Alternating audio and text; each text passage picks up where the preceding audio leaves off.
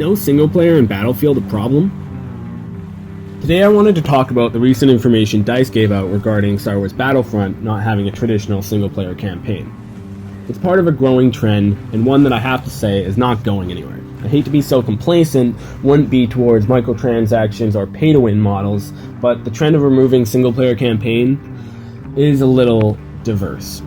First, we have games like Titanfall, where there's no single-player campaign, and the game cannot be played offline. In my experience with Titanfall, I played the beta for close to a week straight.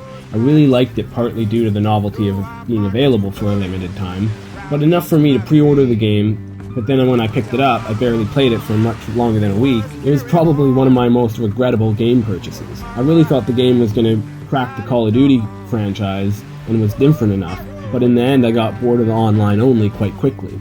Then there's Destiny, and there aren't too many games like it, on console at least. It must always be online, and it's continuously updating the stats and progress. In its case, while it doesn't function offline, the game was so good and so addicting that I returned to it for months for the PvE. I had one of each character, one at 32 and two around 28. I had no complaints about the game being always online. It was attempting to be an MMO, and in that type of game, it has to be constantly verifying all your items and progress, much like PC games like League of Legends, DayZ, and every MMO. So there are instances where the connection needed isn't a hindrance. There's games like Warframe and Plants vs. Zombie where it's necessary for the style of gameplay. And nowadays, developers simply can't be expected to dedicate resources for their visions to translate to offline.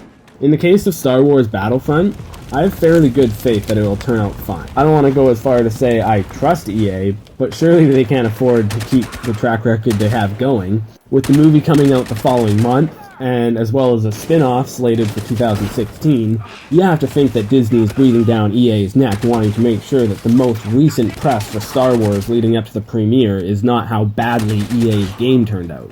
And DICE has released a statement saying that the short scripted missions that can be played solo, co-op, or split screen are able to be played offline. However, it's still too early to tell. I can't wait to see gameplay, actual gameplay, not just in-game footage. Oh, and by the way, how awesome did Boba Fett look in that trailer? That's all, folks. Cheers.